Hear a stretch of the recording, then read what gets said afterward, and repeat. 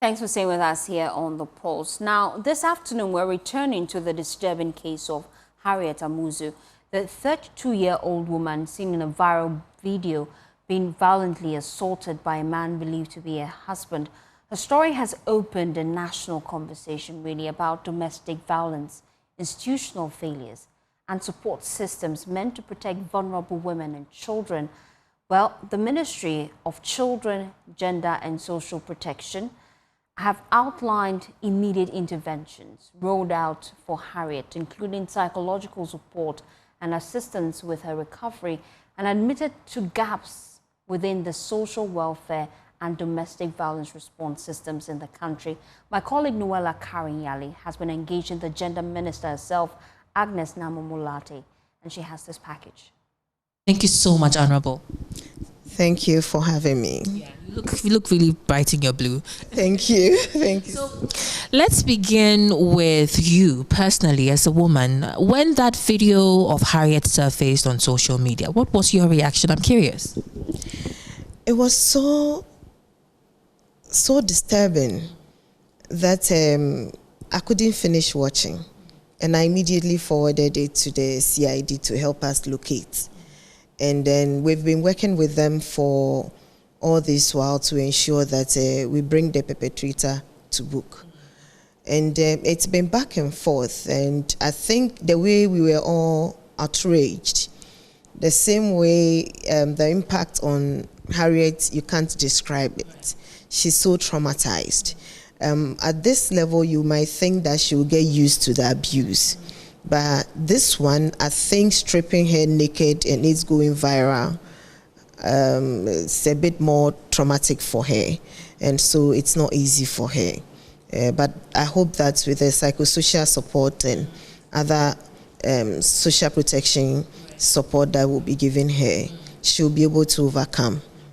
And we know that you have stepped in, like you mentioned earlier, when you saw the video, you forwarded it to the CID. But as a ministry, what has been done so far?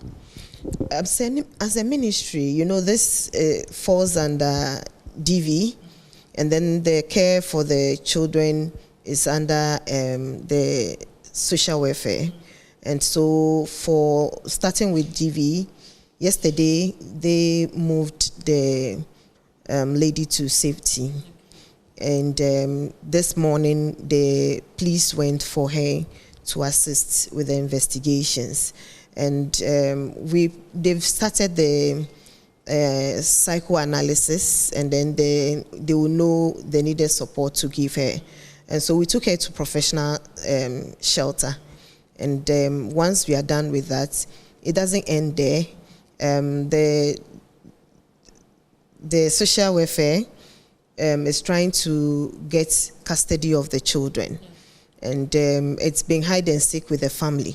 So let me put it out there, anybody who has information on the whereabouts of the children, just like they were benevolent enough to let us have information on what was happening to Harriet, we plead with them to do the same and let us locate the children, because 0 to 8 years is the formative years. And from the narration and what we gather so far, they've been so exposed to abuse, and they need to go through, you know, some support so that they don't find abuse as normal. Otherwise, we'll have a cycle repeating itself with the children. And it's not the best. The environment we found, yesterday I was there myself, I was in the home myself, and it wasn't the best of situation. Those around the woman seem to have the same orientation, that when a woman talks too much, she has to be beaten. Wow. Yes. The same home? Yes, yes. And if they are watching me, they know what I'm talking about. And so it will be difficult to allow these children to grow up in that environment, especially without the guidance of a mom. So we are working hard to make sure that we get the appropriate support for the children. Apparently, they are not even allowing the children to go to school. And so today, they were not even in school. So we'll do our best to protect the children. We are by law mandated to do that. And so we'll do exactly that. Aside that, the ministry will also go through the processes of reinstating her. So economic empowerment and other supports that will come, social intervention that will come to her. When we do an assessment with her, we'll work with her lead, what she desires to do. We'll give her options where she's a bit blank. We can give options, and then she will go in with what she wants, and then we'll support her to reinstate her into society. Talk more on, and I'm particularly excited that you did mention that after whatever process she's going through is exhausted, you're going to empower her economically, because one of the things that we learned or have come to understand from an eyewitness is that this is a woman who was denied by her husband or supposed husband of any economic empowerment. And so for me, I am particularly excited. But you also did mention that you have met her, you've interacted with her, not only her, people in her family. What is she like? What is Harriet like? Oh, Harriet, I would say from what I observed and from what the witnesses around said of her, is a very industrious person. And so one of the things she confessed, and those around confessed, lured her into following the man, was the fact that he was going to help her economically set up, which she's been denied for years. Even though the initial stages, what he promised, he did it, but only to withdraw it after a while. I would say that it's a brief encounter, and so whatever I'm saying is subjective. So I also gathered that she's quite intelligent and articulate. That is what I gathered about Harriet. Yes. Did she tell you how she met this one? Yes, and there were witnesses who confirmed. I mean, they met at her place, a former place of work. And so I think everybody confessed that her physical appearance has deteriorated. And there are so many scars with stories of abuse and violence and all that. She's 32 years. If you see her elder sister, you will see that the elder sister looks younger, much younger than her. And everybody around her says that she was a beautiful woman. Even now you see she's a pretty lady. Yeah. And by any chance, did she recount to you what specifically triggered this, cycle of abuse for her and this man? I think, with these things, they are there. They give us the warning signs. Sometimes, except that we are so much in love that we make excuses for each and every sign that we see. But the red flags are usually there. And so you will see the person will do something, you give an excuse, and then it repeats itself. And then when the actual physical violence starts, in fact, the worst one is the emotional ones. Psychologically, they deprive you of these, and you make excuses for every little one of them. And then when the physical abuse starts, they will come back with gifts, apologize, and you think that, it is okay, and then they go back to the beating again. These things over and over again, there's been studies to show that they never end. So when you see the first red flag, it's better you pay attention to it and take a decision.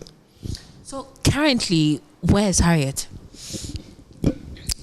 Without saying specifically where she is, I would say that she's safe in a shelter. And so you did mention that she's going through certain processes. Do you want to rehash on it? What specific, I know that you say that, have you given her any counselors? Are they talking to her? Yeah, the place we took her does a lot of professional work. They do the assessment. And so this morning, before she was even given to the police, the police had to wait for them to do their initial professional assessment before they allowed her to. Good, you mentioned the police bit, because there's also this morning there were reports that she was arrested, and so we needed some clarity on it, because some portals were reporting that she had been picked up by the police. There was an agreement yesterday. It was too late because they need, according to the police, they need her to assist with the investigations, and so you can't hold her for longer than necessary. And so this morning, like I said, we had an agreement that yesterday was late, so this morning they can go and have access to her. And so once the protection is there, I think it is okay. She's not under any arrest. She's not under arrest. Thank you so much for clarifying. Let's talk about the suspect or the perpetrator in this case. We know that he has been remanded by a court, but as a ministry, what are we also doing to ensure that we get justice? We follow this the story to the letter and ensure that justice is served. This story, like other stories, let me say, are of great concern to His Excellency John Dramani Mahama. And it will not be in anybody's interest to do any other thing than serve justice, true justice. If anyone tries, I think that the president will not be happy with it. Anything to do with violence, abuse, especially of vulnerable people, he doesn't take lightly to that. And so, like many others that has come to his attention, this one is no exception. And so every stakeholder involved is trying our best, to make sure that justice is served. The court processes have begun, and we are hoping that they will look at it not just from the criminal, the DV Act, which is undergoing amendment or review, but from the criminal part of it, the criminal act, and give the maximum sentence once the culprit is found guilty. Now let's look at the story in a broader perspective. One would argue that it sort of also highlights the existing gaps in the country's social welfare system, especially when it comes to domestic violence. And I say that because in her account, she had mentioned that the abuse had started, has been going on for a while, and she had reported the case uncountable times to the police, but got nothing to do with it. What have you observed personally as minister of this, ministry? Have you observed any gaps, and how do you intend to address them? Thank you very much. Sometimes I equate what happens under circumstances like this as being in a church, being a good Christian, prayerful, and all that, and automatically everybody thinks that you'll be a good counselor, because you have a good understanding of religious practices and all that. But it is not enough to qualify you as a counselor. A Christian, you are accepted and all that, but it's not enough to qualify you as a counselor. And so we keep training. We organize training sessions with all DOFSU officials.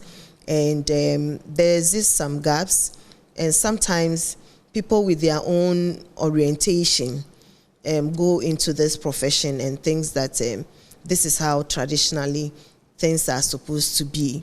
I would say that not all are like that. You will meet some that are very professional in their work, and so they will give you the needed support to ensure that you get justice.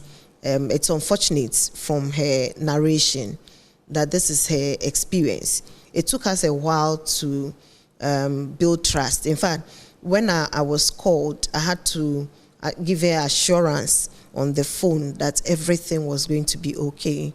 And she had the nation's backing. Nobody was going to harm her. And that was how she was able to stay till I got to her. And so you will meet people who are not professionals. We meet them in all fields.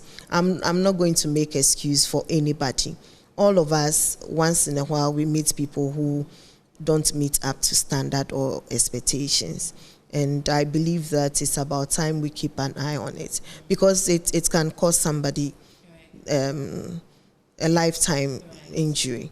So then, what are we doing on the community level? Because you mentioned yourself earlier that you had interacted with some of the community members. They had told you that as for a woman, if you talk too much, you must be beaten. And it's this same community that would integrate people into the society so they further become policemen and other members of the society. So on the community level, what are we doing to ensure that issues of these and the conversations and the orientations around them are addressed? Aside the policy level work we do, the ministry with its partners, development partners and CSOs, we do a lot of sensitization. So it is out of awareness that we are having lots of these cases being reported. And what I say, in fact, the story I shared wasn't from just the community, it was from a family member. Somebody, an elderly person who is supposed to know better, is from that person. And so it is good that at least that there are people within the community who knows that what is happening is not normal. Like the person who recorded and then sent the video out. So we'll continue with the community sensitization and then avail ourselves for people to report, and then we work with the relevant bodies to ensure that perpetrators are brought to book. I mean, since you mentioned the person who recorded the video, let's talk about them as well.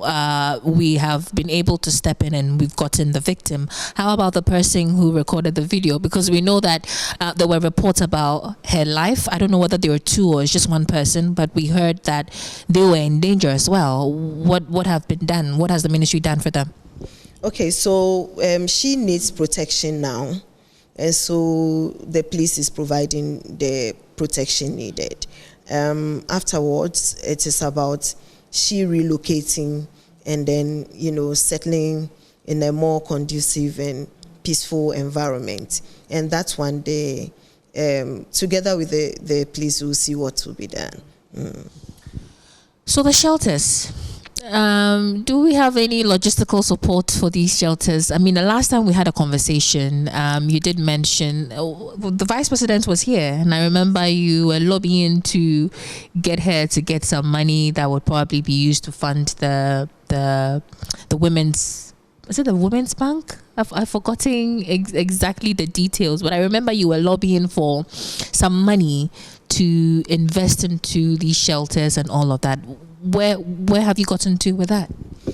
Okay, so His Excellency John Dramani Mahama, President of the Republic, before becoming the president, ahead of his swearing, had promised the people of Ghana that he was going to put up 16 shelters. And we are working so hard. Usually with the domestic violence or abuse shelters, we don't expose them to the public. But with the aged and even trafficking, we don't expose. And so we are working so hard to get the shelters constructed. And I believe that it will serve a good purpose. Yeah. So currently, for women that have to deal with domestic violence, so probably are experiencing even more harsher, experiences than Harriet did, what are the things in place? What do they do? How do they come forward? What are the institutions or numbers or whatever they can do to ensure they get some help? So everyone going through one form of abuse or the other, or experiencing violence, very soon we are entering into our 16 days of activism against, gender-based violence and any form of violence. I can assure them that there's help out there. There is support. Don't keep quiet. Let's break that culture of silence and then speak up. Speaking up and coming out will help somebody who is in a similar situation or even worse. So I will urge them, come out, speak up, and let's support you to get the needed help. For the ministry, we have a helpline, or we have helplines, and then the police also have theirs. But for the ministry, we have 0800 800 800. We have 0800 900 900. And then we also have 0800 111 222. So if you call these helplines, we'll be able to assist you to safety. Or you can report at the nearest police station just to keep safe there. Because you mentioned, I was just about to wrap up, because again, this is my last question to you. Because you mentioned the police again, I'm going to refer back to Harriet's case. For people that probably have also reported to the police and got no response, should these policemen face sanctions in your opinion? Yes, especially with the report narration from Harriet. I know the CID is going to investigate to find out what the truth is, and anybody found wanting will be brought to book. That's much they have assured us, and so we are looking at they keeping their word and then going into the full-fledged. In fact, what made us believe it some way, somehow, is the fact that there were witnesses who had even gone there with her. So it was difficult to say, it was untruth. And so once the investigations are done, we'll know what to do.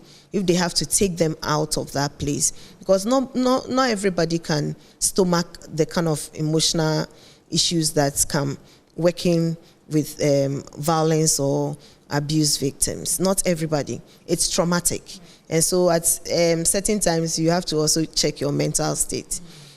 So I am expecting and counting on them that they will do their investigations, and it will be a deterrent to others who are also on that path or tangent. Thank you so much, Honorable, for speaking to us, and we'll be following keenly, because this is a special case. It's one that has caught the attention of the public, and so we would be following you keenly to ensure that together we can help get justice for Harriet Amuzu. Thank you so much for speaking to us.